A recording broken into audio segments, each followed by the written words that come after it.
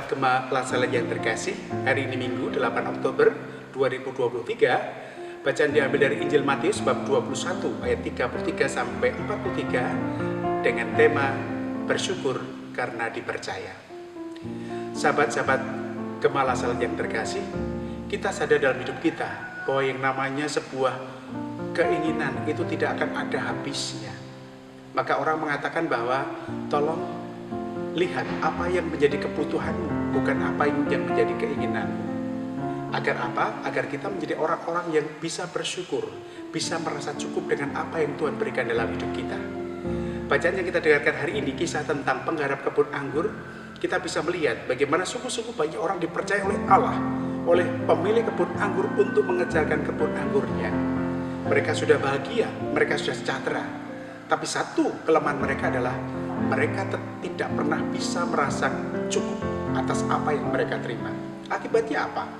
Akibatnya ketika mereka panen, anggur itu panen, para pemilik mengutus orang-orang untuk mengambil bagiannya, tidak diberikan.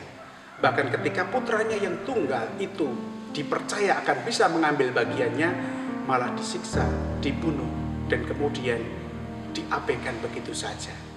Maka kita bisa melihat dalam hidup kita bahwa hati manusia itu punya banyak cabangnya. Ketika dia diberi banyak, ada orang yang bisa bersyukur dan merasa cukup atas hidupnya. Tetapi banyak juga yang ketika diberi banyak, diberi kepercayaan tanggung jawab, merasa tidak cukup karena keinginannya. Maka kalau kita memikirkan keinginan, tentu tidak akan ada habisnya.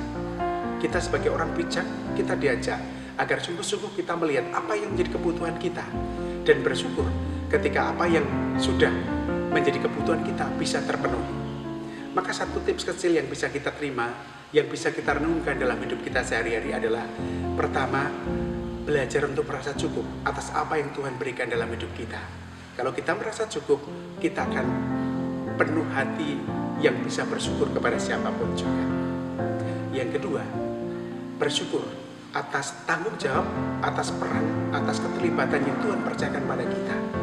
Karena tanpa kita berbuat apa-apa, tentu hidup kita juga kurang bermakna. Maka ketika kita diberi tanggung jawab, lakukanlah dengan benar. Dan juga kita pun juga berusaha untuk bijaksana dalam menggunakannya.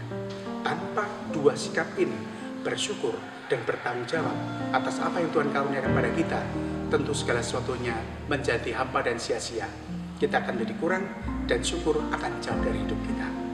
Mari kita bersyukur karena Tuhan memberikan banyak pada kita, dan mari kita pun juga bertanggung jawab atas peran, atas keterlibatan yang Tuhan berikan pada kita.